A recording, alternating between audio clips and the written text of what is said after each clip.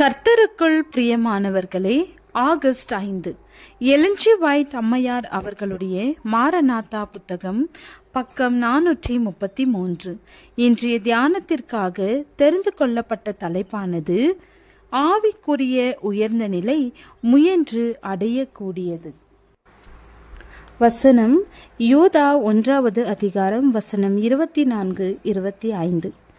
வலுவாதபடி உங்களை காக்கவும் தமது மகிமையுள்ள சந்நிதானத்திலே மிகுந்த மகிழ்ச்சியோடு உங்களை மாசற்றவர்களாய் நிறுத்தவும் வல்லமையுள்ளவரும் தாம் ஒருவரே ஞானமுள்ளவருமாகிய நம்முடைய இரட்சகரான தேவனுக்கு கனமும் மகத்துவமும் வல்லமையும் அதிகாரமும் இப்பொழுதும் எப்பொழுதும் உண்டாவதாக.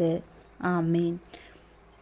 பிரமாணத்தின் அனைத்து கோரிக்கைகளுக்கும் கிறிஸ்து கீழ்ப்படிந்தார். அவரது பூரண கீழ்ப்படிதலினாலே ஒவ்வொரு மானிடனும் தேவனுடைய கட்டளைகளுக்கு கீழ்ப்படிவதை அவர் சாத்தியமாக்கினார். நாம் நம்மை கிறிஸ்துவிற்கு அர்ப்பணிக்கும் போது இதயம் அவரது இதயத்தோடு இணைக்கப்படுகிறது. சித்தம் அவரது சித்தத்தோடு கலந்து விடுகிறது. மனம் அவரது மனதோடு ஒன்றாகி விடுகிறது. சிந்தனைகள் அவருக்கு கட்டுப்பட்ட நிலைக்கு கொண்டு வரப்படுகின்றன. அவரது வாழ்க்கையை போன்று நமது வாழ்க்கை அமைந்து விடுகிறது. அவரது நீதியின் உடைகளை நாம் தரித்திருப்பது என்பதின் பொருள் அதுவே.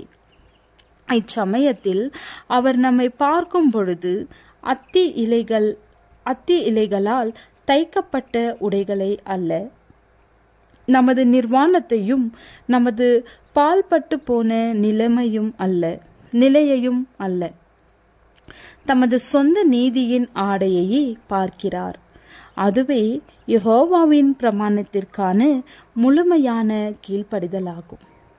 மீட்பின் திட்டத்தின் மூலமாக ஒவ்வொரு பாவகுணத்தையும் கட்டுப்படுத்தவும், எவ்வளவு வலுவான சோதனையானாலும் அனைத்து சோதனைகளையும் எதிர்த்து நிற்கவும் வழிவகைகளை ஏற்படுத்தி இருக்கிறார்.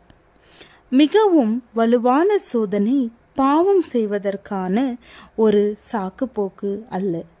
எவ்வளவு பெரிய அழுத்தம் ஆன்மாவின் மீது கொண்டு வரப்பட்டாலும் மீறுதல் நமது சொந்த செயலாகவே இருக்கிறது. எவரையும் பாவம் செய்ய வைப்பதற்கு கட்டாயப்படுத்துவதற்காக பூமி பாதாளம் ஆகியவைகளில் எந்த வல்லமையும் கிடையாது. நமது சித்தம் சம்மதிக்க வேண்டும். இதயம் தன்னை ஒப்பு கொடுக்க வேண்டும். இச்சை பகுத்தறிவை குலைய செய்ய முடியாது. நீதியின் மீது அக்கிரமம் வெற்றி கொள்ள முடியாது. அவரது சேவையை உத்தமமாக செய்தவர்களாக அந்த இம்மானுவேல் இளவரசனின் இரத்தம் தோய்ந்த கொடியின் கீழ் நிற்பவர்களானால் நீங்கள் ஒருபோதும் சோதனைக்கு வளைந்து கொடுக்க வேண்டிய அவசியமில்லை. உங்களது அருகிலே நின்று கொண்டிருக்கின்ற அவர் நீங்கள் விழாதபடி உங்களை காப்பாற்ற வல்லவராக இருக்கிறார். பாவம் நிறைந்த ஒரு மனப்பாங்கை கூட நீங்கள் விடாமல் வைத்து கொண்டிருக்க அவசியமில்லை. எபேசியர் 2வது அதிகாரம் வசனம் 1-6. நாம் அவரது தெய்வீக தன்மையில் பங்கு கொள்ளும் போது தலைமுறையாக தொடர்ந்து வருகின்ற மற்றும் நம்மால் பேணி வளர்க்கப்பட்ட தவறு செய்கின்ற மனப்பாங்குகள் நமது குணத்திலிருந்து துண்டித்து வெளியேற்றப்படுகின்றன. நன்மையை செய்வதற்காக ஒரு ஜீவனுள்ள வல்லமையாக நாம் ஆக்கப்படுகிறோம். அந்த தெய்வீக போதகரிடமிருந்து எப்பொழுதும் கற்றுக்கொண்டு அவரது சாயலில் ஒவ்வொரு நாளும் பங்கு பெற்று இவ்வாறு சாத்தானின் சோதனைகளை மேற்கொள்வதற்கு நாம் தேவனோடு ஒத்துழைக்கிறோம். கிறிஸ்து தேவனோடு ஒன்றாக இருப்பது போல மனிதனும் கிறிஸ்துவோடு ஒன்றாக இருக்கத்தக்கதாக தேவன் கிரியை செய்கிறார்.